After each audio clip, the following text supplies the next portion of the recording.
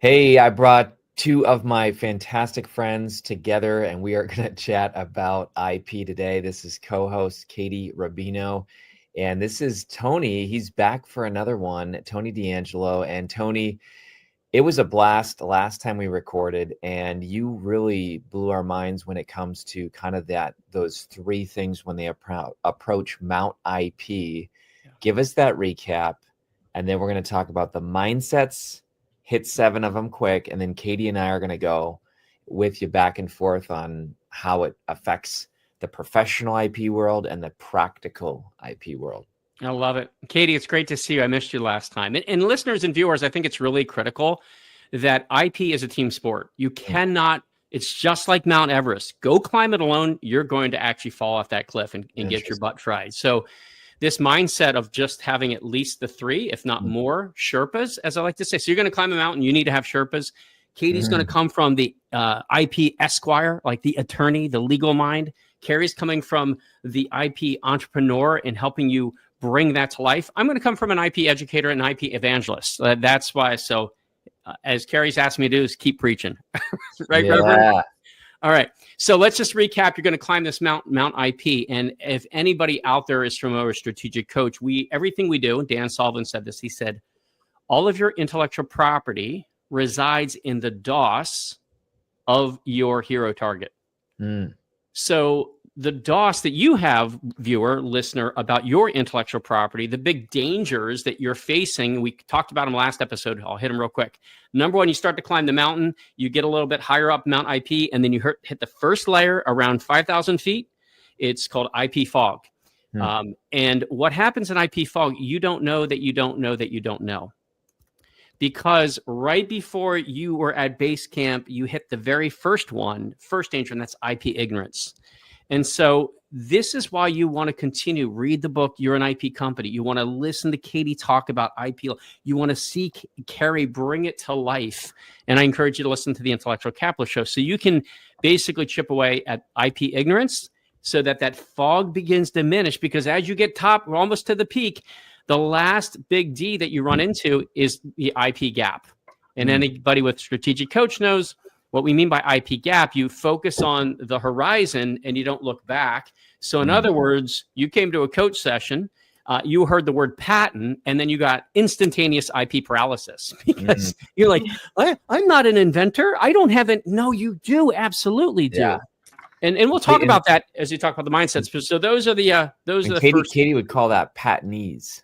Right. Yeah. And that's true, Tony. Yeah. Because I think a lot of times entrepreneurs get almost intimidated by patents or just intellectual property in general, because it's this area that seems very complex. And if you don't have experience with it, you don't maybe know where to start. And I love this idea of this mountain you've talked about here, because that's a very great way to frame it up. Yeah. I love it. And I think back to what you said, there's a fourth danger. Now, the first 3 are internal. The fourth danger, and this is why I love the work that we're all doing, this last danger actually is an external. It's a systemic, and it comes from our educational system. And no disrespect, it comes from the legal system. Now, not all lawyers or attorneys, but in this case, Caldwell, and what Katie's able to do, she doesn't do this, but it's called IP arrogance. It is helping, it's treating that this subject matter is some sort of like superior thing. It's codified in the Constitution. It's in the original script. Now, the reason why we don't know this and we get intimidated by that is because of the lack of IP education. And if you can go, and I literally have personally been in the past 30 years to 25 US colleges throughout North America.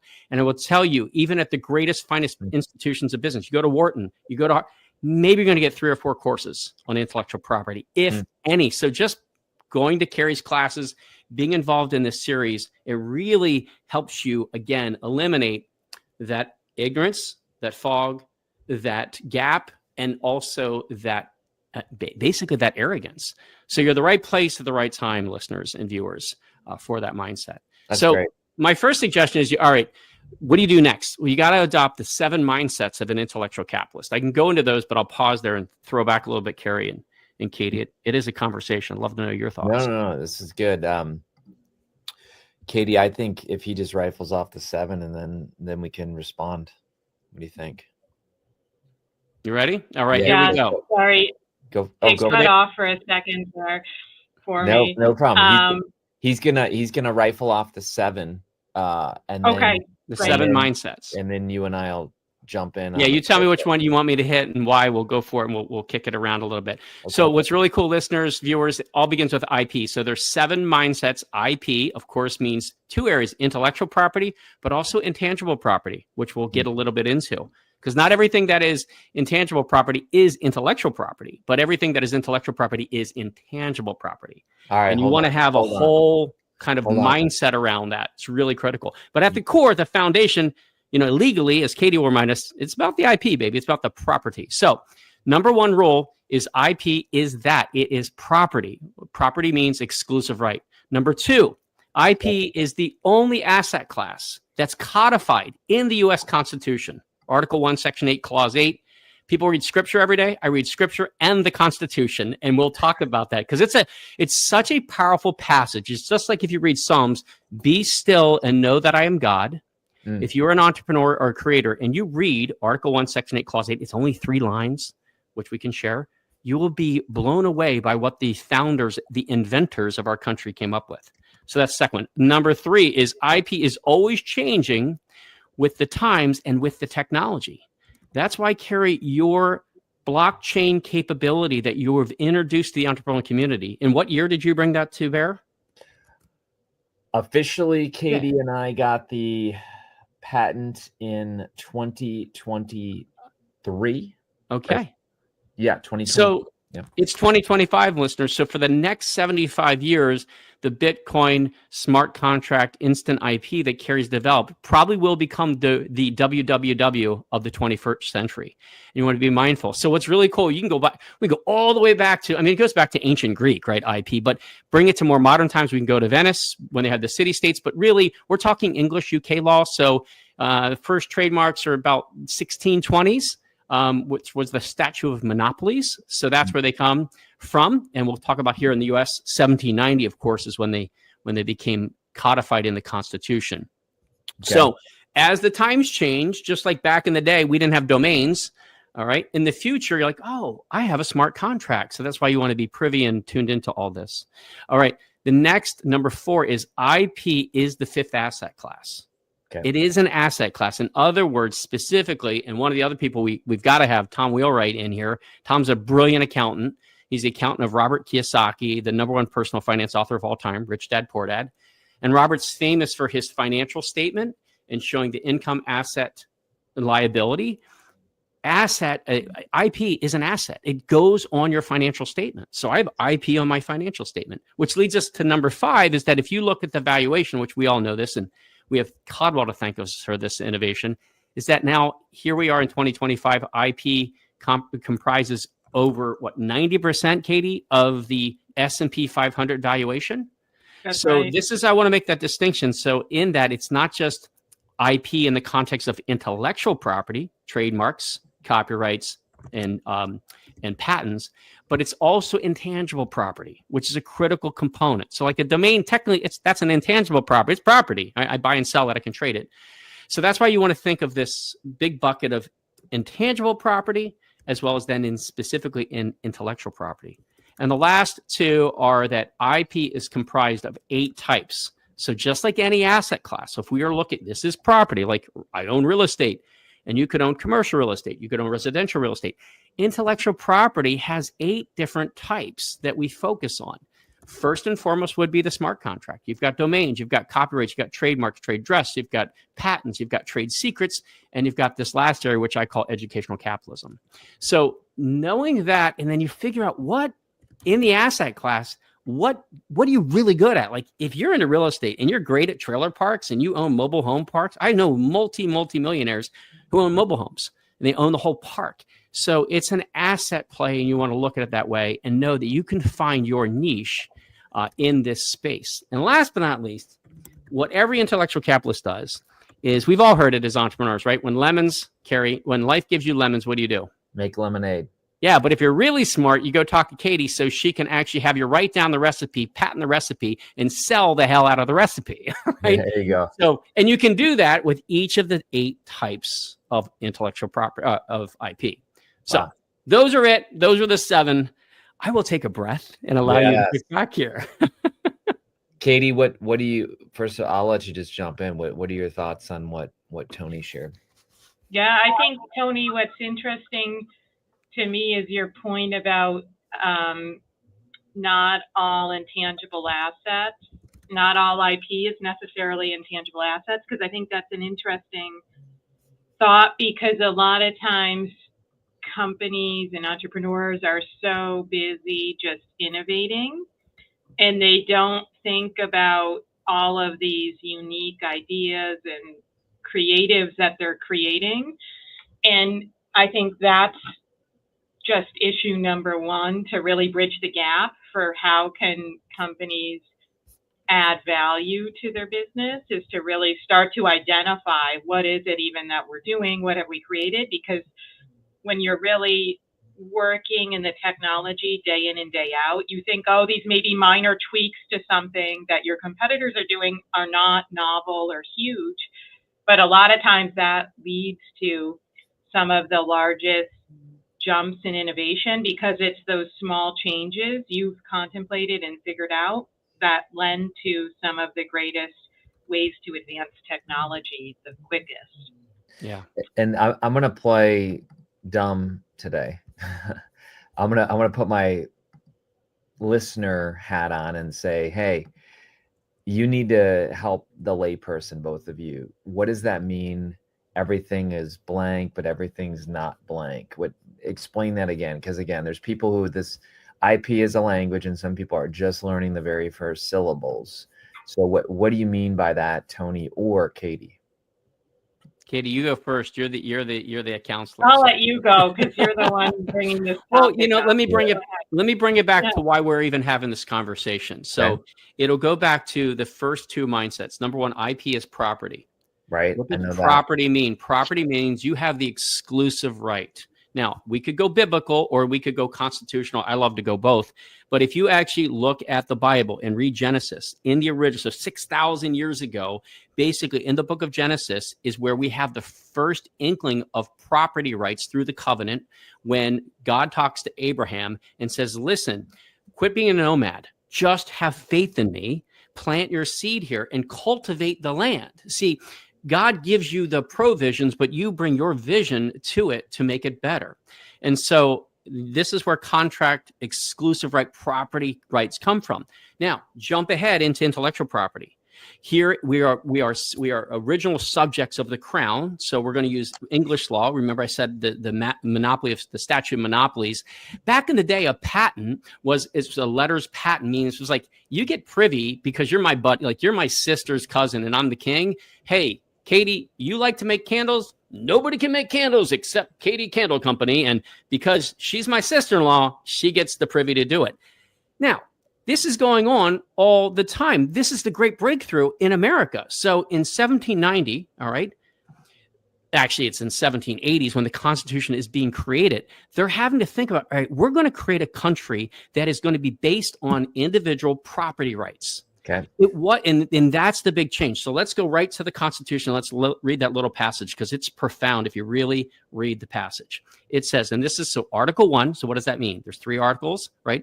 There's the Congress, there's the executive branch, and then there's the courts. So this is not an addendum to the Constitution. It's Article 1. It's like right in the beginning. Matter of fact, the first piece of legislation in 1790 at George Washington's inaugural address, he says, listen, brothers and sisters, we got to pass this trademark. I always do that. This Copyright and Patent Act. We didn't have trademarks till about 1870. So he said, and so in that, it's Article 1, Section 8, Clause 8. Right also, too, Congress has the power to create armies and navies and court systems.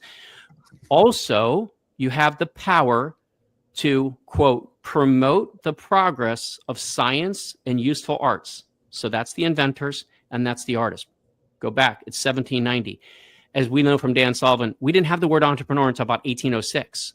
So even the original inventors or business owners, they weren't entrepreneurs. They were called merchants and they were called inventors. So this is that language at the time. We catch up later when we add the trademark as part of the IP and use the word entrepreneur. We knew what it meant in 1870, years later. Back to the Constitution. So it says to promote the progress of science and useful arts. Science is the patent. Useful arts is the copyright. Now, every entrepreneur out there is promoting something that is useful. Now, what Congress will allow you to do is by securing for limited times to authors and inventors the exclusive right to their respective writings and discoveries.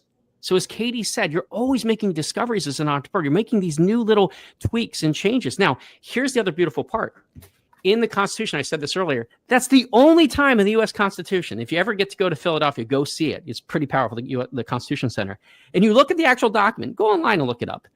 It's the only time in the Constitution that the word right, R-I-G-H-T, is used in the original document. That's it. Of course, it's in the Bill of Rights. But that's an amendment. When you can understand, it's just crazy powerful. I get this so far. But go back to the point where you said every intangible is not IP. I would say it again. That little line. Sure. Well, it's IP, but it's two different levels. One is the big umbrella or the big bucket is intangible property, meaning it's not physical, it's not fungible, it's not dirt in the ground. Okay. But then in the center point is then you have the intellectual property. So the intellectual property that I would deem, and I always lean to the counselor to kind of back me up on this or disagree, please argue that, counselor, as I like to say, is first and foremost the copyright and the patent. Okay, then the trademark, and then the trade dress. The trade dress doesn't come into Lanham Act about after Truman signed it after 1942, I believe. Yeah, and which basically, like in your book, you talk about the smell of Play-Doh, the layout of a Starbucks store. Those are all trade dress protections. Anything outside of those four, Kary, are intangible. So your instant IP, that's an intangible, yet it's a powerful capability. Domains, they're intangible, but you can buy them, sell them. Matter of fact, now you can lease to own domains. It's just a brand new, again, as Katie's saying, a new innovation that GoDaddy is starting to do. Because you don't want to pay that $25,000 to buy KaryO.com. There you go.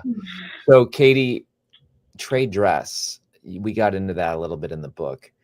Help us understand that, because that's pretty interesting. Are you talking about like John Deere colors are trade dress?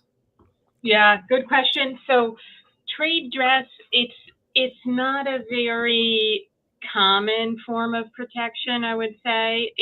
It depends on really what area your technology is in, but a lot of times it can protect designs and looks of things. So if you are manufacturing food or drinks and the food is getting dispensed in a unique shaped container, maybe that would be appropriate for trade dress. Or a lot of times if you work in a restaurant and the layout of the restaurant is unique, right? Kind of what it looks like inside, and that's called the trade dress.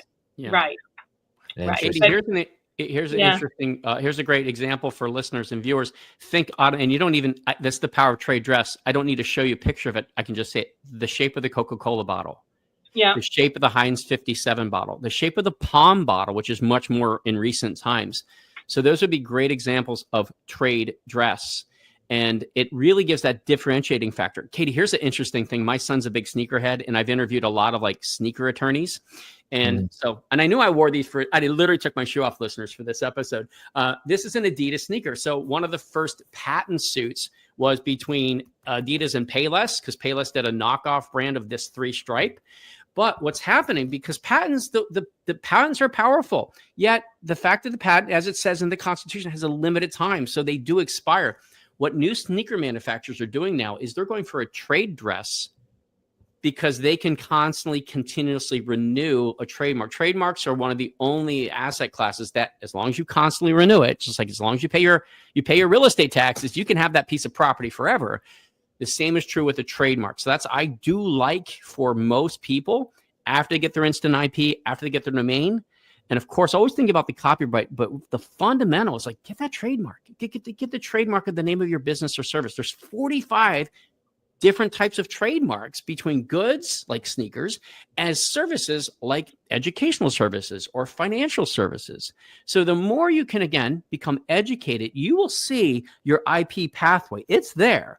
But again, that's why we're here. We're kind of helping you be your IP Sherpas to guide you on this. Again, it's scary, but listen, hey, how many people now have climbed Mount Everest after the first couple 100,000 have climbed it? I don't know the number, but part of our commitment here is to really first empower you and educate you, the entrepreneur, to reach out to Katie and say, hey, what is it going to take to file a trademark?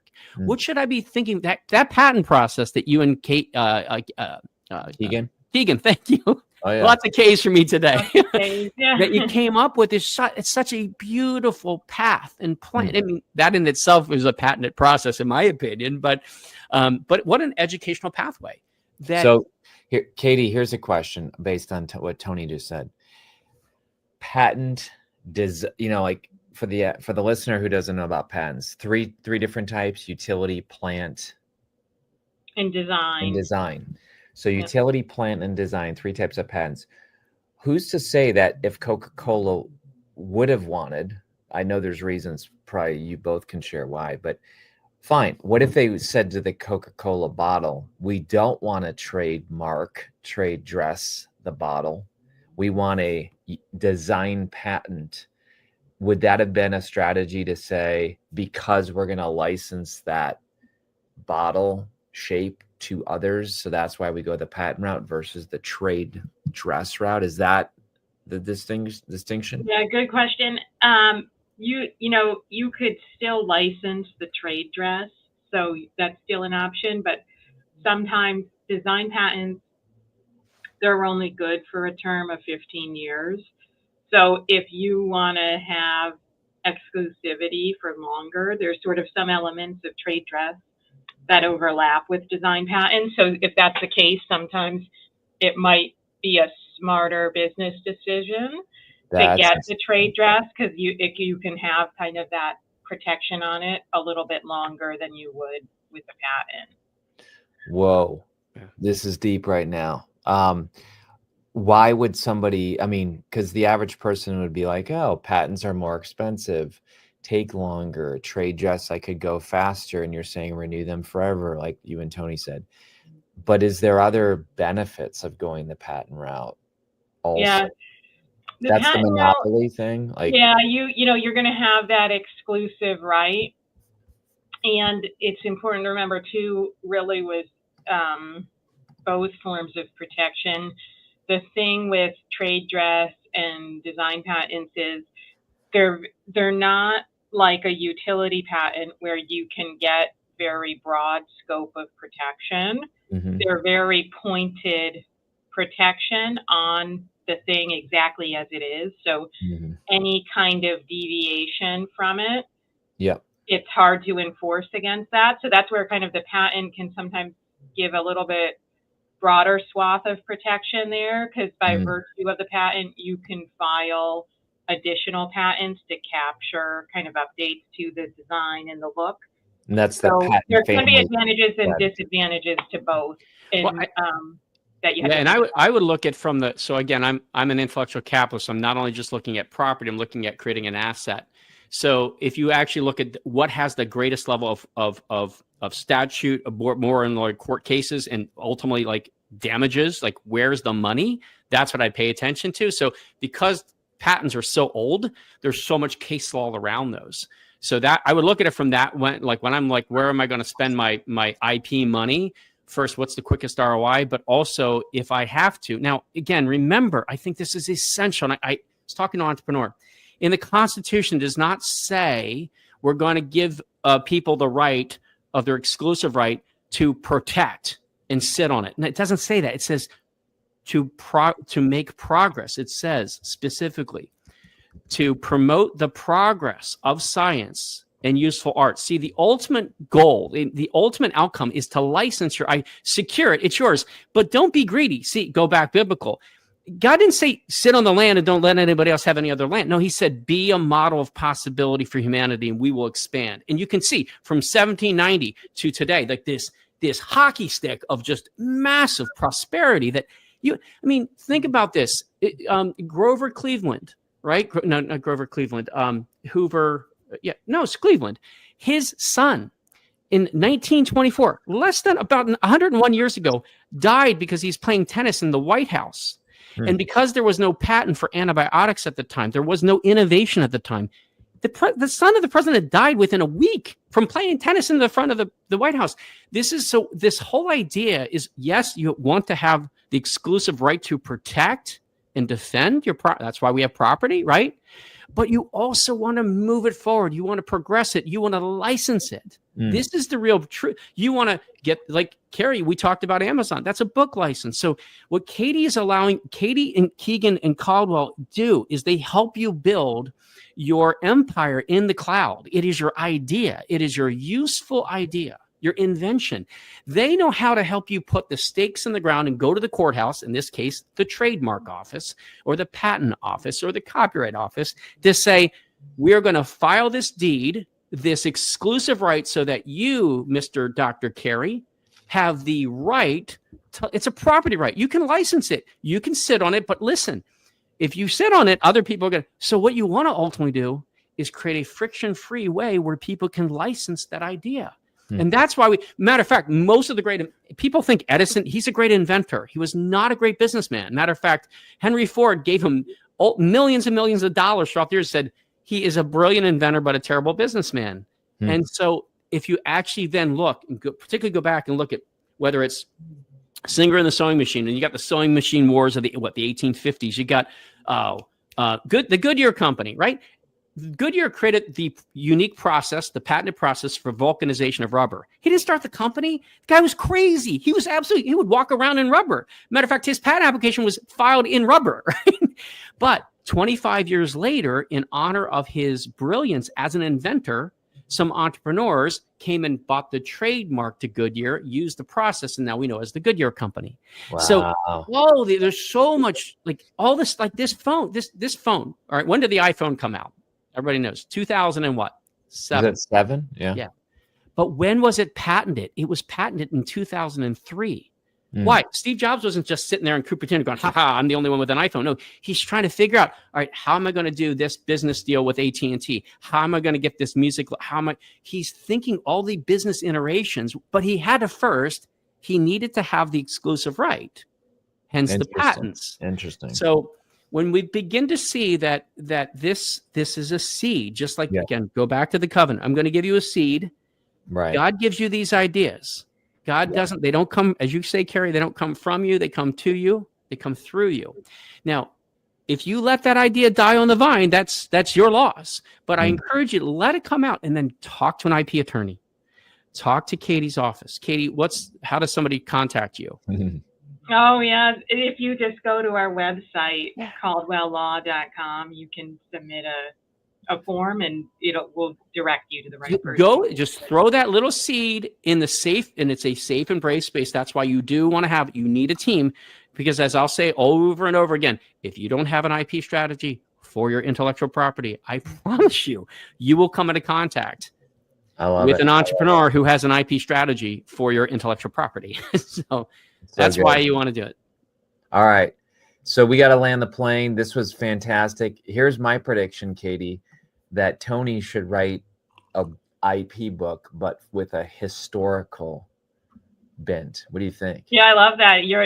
Tony, you really have a great depth of knowledge on the history of IP. I think so. A lot of stuff you talked about, I had no idea today. Oh, there's so much more, and it's so cool. That's why I'm an IP evangelist. But I appreciate that, Kary, and I think it's important, though, is that, yes, you can read, but what I encourage you all to do, listeners and watchers, again, keep getting educated. And yes, I'm working on the book, The Intellectual Capitalist, Kary. Don't worry. But I'm going to need the legal lens. So I'm going to need some co-authorship here, please. I'm looking for help and support.